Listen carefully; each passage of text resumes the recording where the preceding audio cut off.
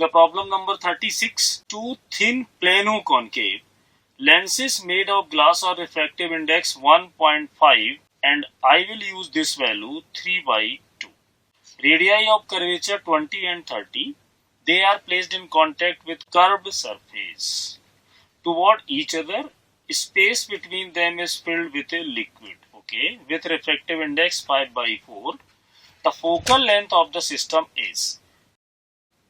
Focal length I can calculate by using this relation 1 upon case 1, 1 upon case 2 and 1 upon case 3. Case means focal length. So first I am going to make the diagram. We'll see. That will be the scenario. This is. Inside them filled with a liquid. So this is the liquid part. And if I go for R1, so that will be 20 centimeter. If I go for R2, that will be 30 centimeter according to the problem. And I know refractive index for liquid 5/4 and refractive index for glass, that is 3/2 according to the problem. So these are the data. Now first I will calculate 1 upon F1, then 1 upon F2, then 1 upon F3 and add them, then we'll get the answer. So first I am going to calculate 1 upon F1. You know the formula. First I will write the refractive index, that is 3/2 minus 1 because 3/2 is the refractive index of glass. And in this case the R1 will be infinite minus 1 upon 20 because R2 is 20. So when I will calculate, we'll get 1 upon 40. Similarly, when I go for 1 upon F2, so you know the refractive index for liquid is 5/4 because I am entering the liquid. So first I will write 5/4 minus 1 and 1 upon R1 minus R2, you know the formula. So this time 1 upon 20 plus 1 upon 30 and when I will calculate, we'll get 1 upon 48. Similarly, now I am going to take case number 3, 1 upon F3.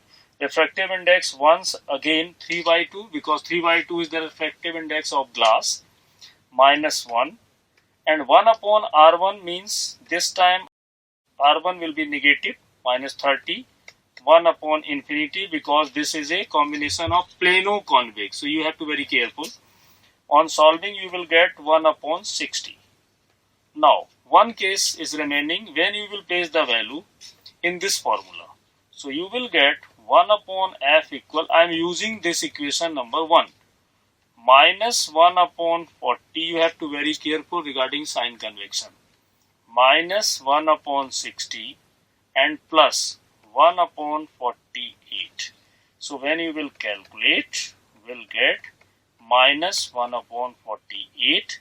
So focal length will be minus 48 centimeter. So my option number 4 will be the right choice. Let's move on question number 37. In the problem number 37, light beam of wavelength this incident on two slit same size, separation between 0.8, fringes are obtained at a screen at a distance d from the double slit. If the fifth interference minimum is observed 3.60 millimeter from central maximum, then fringe width is equal to. So in this question, you need only two formula. For position of fringes, 2n minus 1 lambda d by d divided by 2. Because question says fifth interference minimum. And for the fringe width, I will use lambda d by d. So first I am going to take for fifth minima. Fifth minima means the value of n will be 5. 2 into 5, 10 minus 1 will get 9.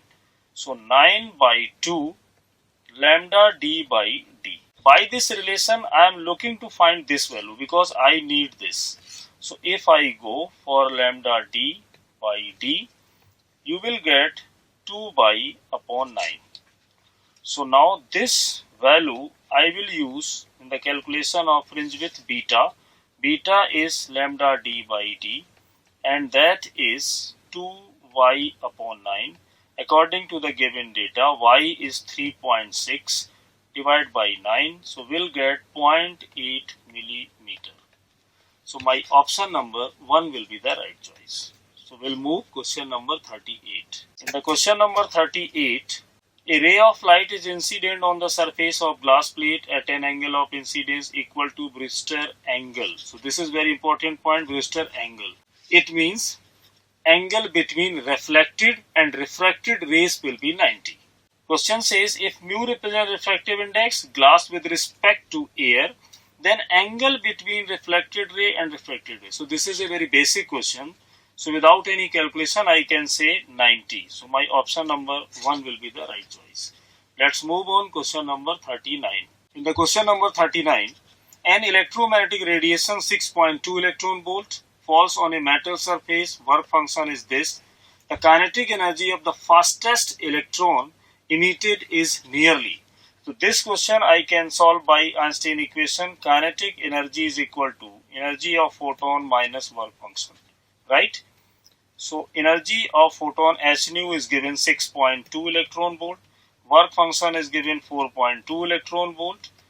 So you can calculate. When you will calculate, we'll get 2 electron volt means 3.2 into 10 to the power minus 19 joule.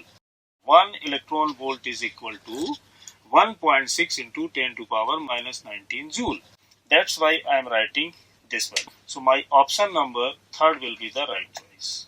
We'll move question number 40. In the problem number 40, angular momentum of an electron having energy this in hydrogen atom will be. So this question I will use only two relation. The energy you know 13.6 upon n square, because when you will go to the angular momentum, then formula is nh upon 2 pi. So you need only this value n is the question mark. But I have the value of E, so when I will put 0.85 with negative sign minus 13.6 divided by n square. So by this relation you can calculate n will be 4, and for the angular momentum when you will put the value n is equal to 4 h upon 2 pi, 2 to the 4, so you will get 2 h upon pi. So this is how you can solve. So my option number 3rd will be the right choice. Let's move on question number 41.